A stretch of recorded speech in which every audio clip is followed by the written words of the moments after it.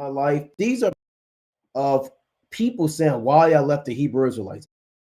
Look, I mean, you have hundreds of thousands, and I'm being facetious with the number of videos of people saying why I left the Hebrew Israelites. Every week, there's 3 to 5 videos on I left the Hebrew Israelites and they didn't teach the truth, and I'm done with that phase in my life. These are people that fell out the truth.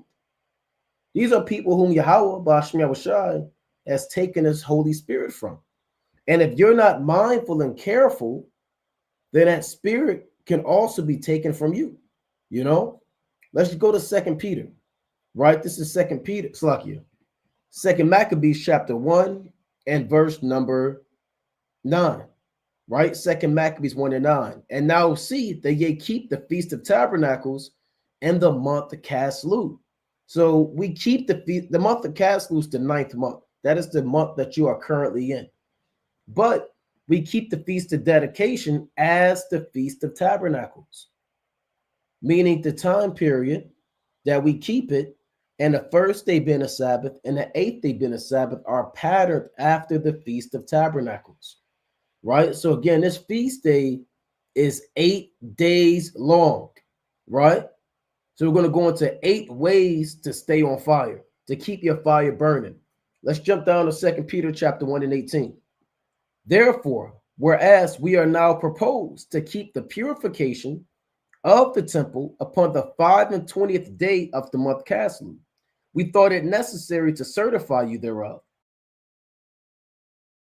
And then immediately, and then go into how to keep your fire burning during this feast week and in this truth in general, right? What point is it to be on fire for the Feast of Feast of Dedication, and then immediately after the Feast of Dedication, you regress and go back to being an old man? You know, and a lot of you brothers, you see men that may teach or that may read or that may have offices or that may do the work of the Most High. You know, a lot of those brothers, there are things that they do to actually keep their fire burning. They don't snap their fingers, wave their damn hand 3 times, and they have a fire. There are things that go on behind the scenes, you know?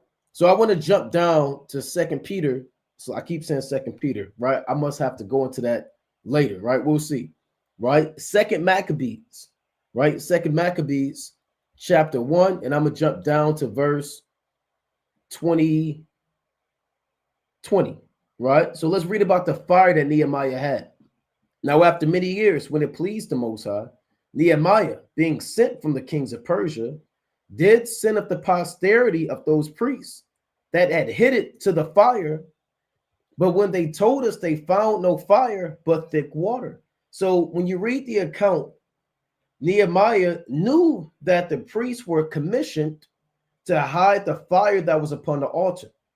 So when Nehemiah came from Persia to help restore and build the wall, he told the descendants of those same priests that hit the fire to go back and find the fire for the altar.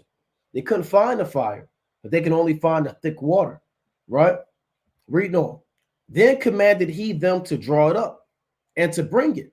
And when the sacrifices were laid on, Nehemiah commanded the priests to sprinkle the wood and the things laid thereupon with the water.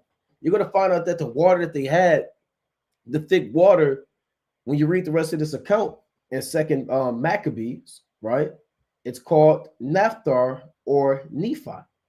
And Esau has his own liquid that he calls naphtha, which is a flammable liquid, right? A flammable liquid that resembles petroleum or resembles other flammable liquids, right? When you spark it or it hits a certain temperature, it can slowly fall away. You entertain worldly hobbies, you entertain worldly festivities and customs until you eventually fall out this truth. In the days of the dedication, there was a great fire kindled so that every man marveled. Fire that's kindled upon the altar. And like we always go into, let's go into the law, Leviticus. You're actually commanded to be on fire. It's not optional. You are commanded by Yahweh Bashmi to be on fire, right? This is Leviticus chapter 6 and verse number 12. And the fire upon the altar shall be burning in it.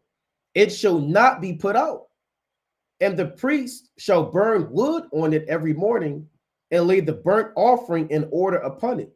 And he shall burn thereon the fat of the peace offerings. The fire shall ever be burning upon the altar, it shall never go out. And that's why it was such a concern in the days of Nehemiah when they went to get the fire from the altar, but they didn't find the fire. They only found the thick water. But Yahweh Shai ignited that water and it turned into fire. The Most High could put fire on you out of anywhere, man. You know, a lot of brothers, you can catch fire by watching the video. You can catch fire by praying. You can catch fire by fasting. You can catch fire by examining yourself. There are many ways to catch fire. And even when you think that you can't catch fire and you feel